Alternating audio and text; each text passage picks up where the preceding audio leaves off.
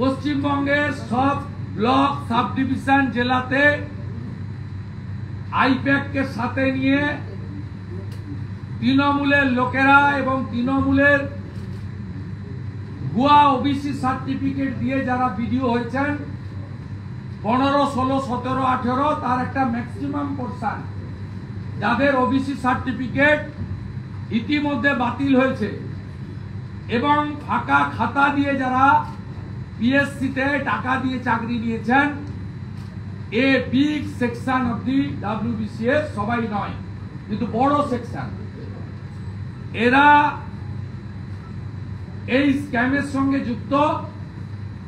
আমরা বলেছি, আইনে পার্লামেন্ট পরিষ্কার বলে দিয়েছে, any state government organisation, state government employee, সেটা দেখবে পুলিশ অথবা পুলিশের দ্বারা স্বীকৃত কোন অর্গানাইজেশন, সিআইডি হতে পারে, ভিজিলেন্স হতে পারে ইত্যাদি।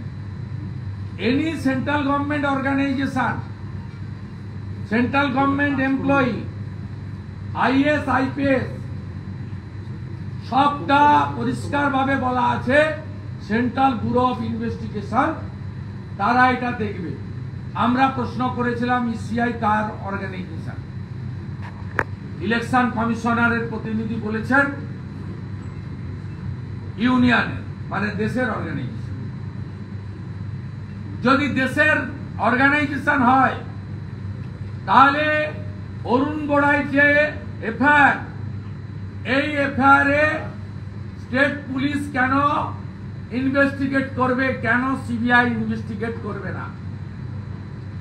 আমরা দায়িত্ব নিয়ে বলতে পারি, এই 120টা ডিস্ট্রিক্ট ম্যানেজার যারা আছেন পিএসসি থেকে পাঠানো হয়েছে, এরা ছোট ছোট টুলস, ছোট মেশিন, এদেরকে ব্যবহার করা হয়েছে। এরাও দায়ী, আমি বলছি না, ক্লিন চিট দিচ্ছি না। এদেরকে ব্যবহার করেছেন এসডিও এবং ডিএমরা।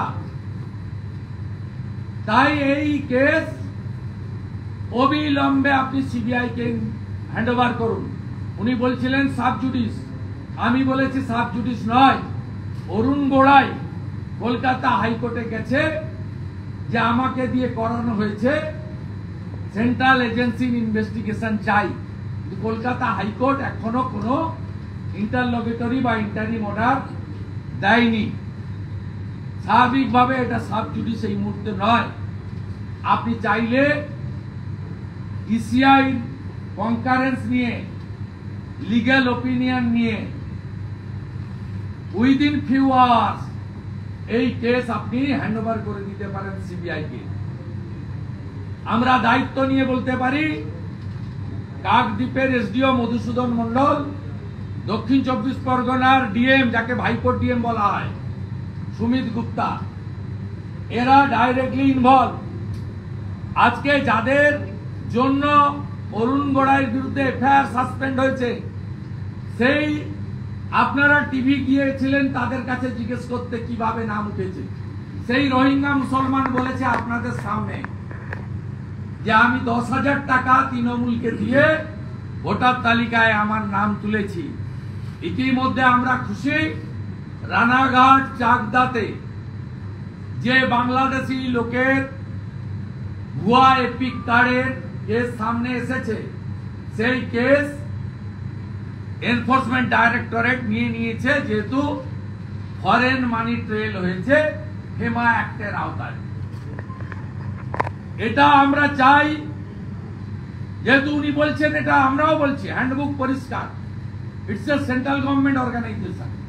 সেন্ট্রাল গভর্নমেন্ট অর্গানাইজেশনের কোনো malpractices, fraud, anomaly, any type of violation of the guideline হলে এটা কনসার্নিং এজেন্সি ইনভেস্টিগেট করবে।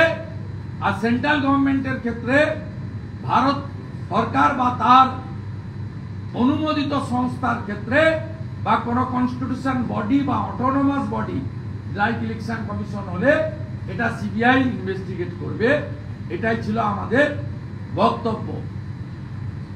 এবং আমরা আগেও বলেছি, আজও বলেছি, আমাদের লেখার বক্তব্যের বাইরে মমতা ব্যানার্জি 27 ফেব্রুয়ারি নেতাজি ইন্ডোরে পুরো সিস্টেমটাকে ধমক দিয়েছিলেন। 35,000 অভিযোগপত্র দিয়েছিলেন পরিযায়ী শ্রমিক এবং হিন্দু লোকেদের নাম বাদ দিতে। তার মধ্যে 28,000 লোক বলেছে আমরা বাংলাতেই নাম রাখবো, তাদের নাম কাটতে পারেনি। 7,000 নাম কেটেছে, তারও তালিকা আমরা সংগ্রহ করে তাদেরকে দিয়ে আমরা এখানে সামারি রিভিশনের সময় পদ্ধতি মেনে আবেদন করাবো। বিএলওর ক্ষেত্রে 80% বিএলও কে চেঞ্জ করতে হবে, অল আর কন্ট্রাকচুয়াল, পার্মানেন্ট এমপ্লয়ি দিতে হবে। আমরা আগে বলেছি, তাতে ইসিআই অলরেডি অ্যাকশন নিচ্ছে, কাজ করছে। এটাই ছিল আমাদের বক্তব্য। বাড়ির সামনে থেকে বাংলাদেশি ধৃত এবং এক্ষেত্রে দাঁড়িয়ে বাংলাদেশ করে দেওয়ার পরিকল্পনা নিচ্ছেন মুখ্যমন্ত্রী, এটা আপনারাই বারবার অভিযোগ করছেন। ঢিলছোড়া দূরত্ব থেকে বাংলাদেশিকে গ্রেফতার করা হয়েছে। বাংলাদেশের মধ্যে দুটো ভাগ আছে। একটা সিএতে বলা আছে ধর্মীয় উৎপীড়নের কারণে যারা আসবে তারা শরণার্থী, তাদের জন্য নরেন্দ্র মোদীজি আছে, অমিত শাহজি আছে, বিজেপি আছে, খুব ক্রিস্টাল ক্লিয়ার, তারা শরণার্থী। আরেক দল হচ্ছে রোহিঙ্গা মুসলমান, তারা আমাদের রেশন, আমাদের জমি, আমাদের অধিকার খেতে এসেছে। এরা লাভ জিহাদ, ভোট জিহাদ, ল্যান্ড জিহাদ করে। এদের সিপিএম প্রোটেকশন দিত, ছোট আকারে ছিল, এখন বটবৃক্ষ তৈরি হয়েছে 1 কোটির কাছাকাছি।